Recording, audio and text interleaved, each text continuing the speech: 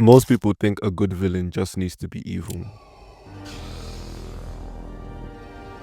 but that's too simple. The real challenge is making them unforgettable. So the question is, what makes a villain actually stick in your head? A villain is the bad guy, while an antagonist is anyone standing in the hero's way, Were you rushing or were you dragging? even if they're right. Answer! Rushing. Take Breaking Bad, for example. Walter White is the main character, but by the end, he's the villain. Hank Schrader, on the other hand, he's an antagonist. He fights Walt and Jesse, but he's not evil. That's why I'm looking at 6 characters, 2 from movies, 2 from games, and 2 from manga. Each one shows a trait that makes villains great, and why we remember them after the story. Learned very early a scalpel cuts better points than a pencil sharpener. The most dangerous villains aren't just bad, they're competent. And that's what makes them scary. Hans Landa in Inglourious Bastards is a good example. He's polite and funny, but he's always in control. He reads people, twists words, and he's always 2 steps ahead. Was jetzt oberst? Whenever he's on screen, you can't relax, because you know he's plotting something. Lalo Salamanca from Better Call Saul is our next example. Similar to Landa, he smiles, cracks jokes, acts like a friendly person, but behind everything, he's a hunter. His charm hides how capable he really is. And because the show goes out of its way to show just how capable he is, every scene he's in feels like it could explode.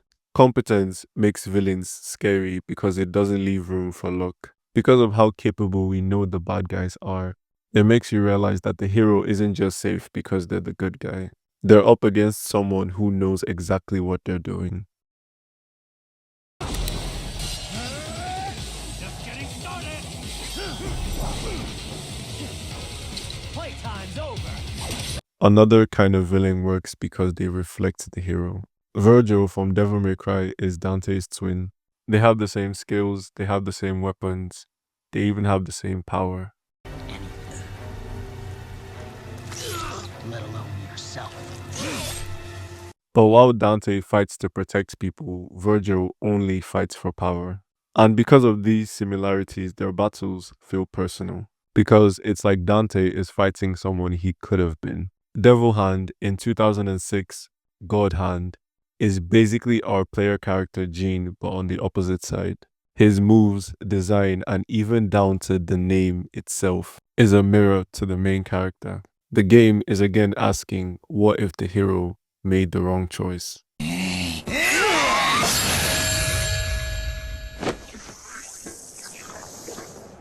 And in the case of video games, when this is done right, not only does it make for an interesting antagonist, it also makes for some of the best boss fights. These villains work because they're not just enemies to be defeated, they're reflections that force the hero to see what they could become.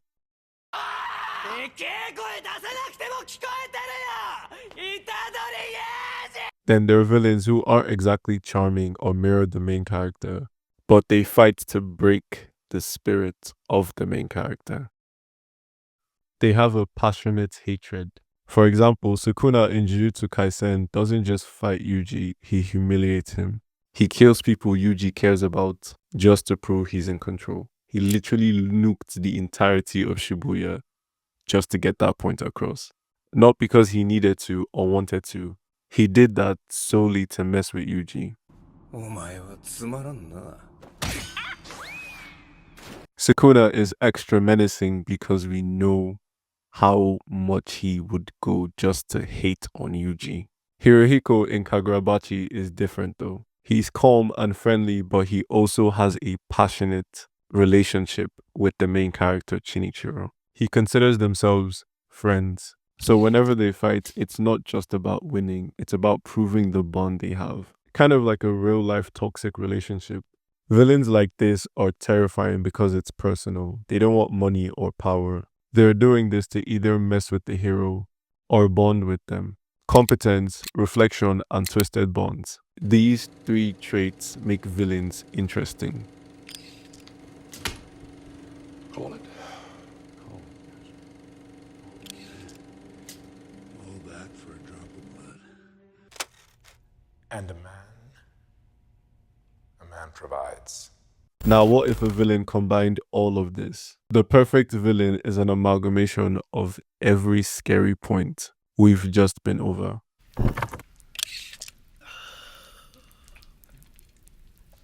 Gus Fring from Breaking Bad on the surface is polite, clean, and respectable. But behind everything, he's always in control. Similar to Walter, he's also very smart while not being very physically threatening.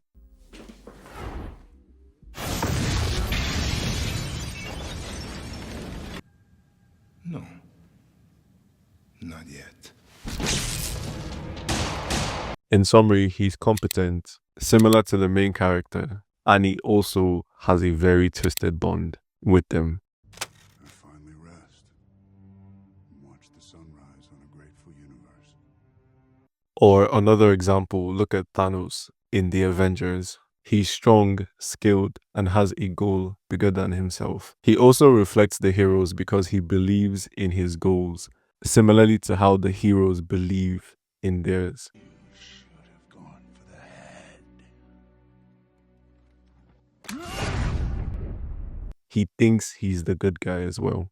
And every fight with him feels personal because he forces the heroes to question their own morals.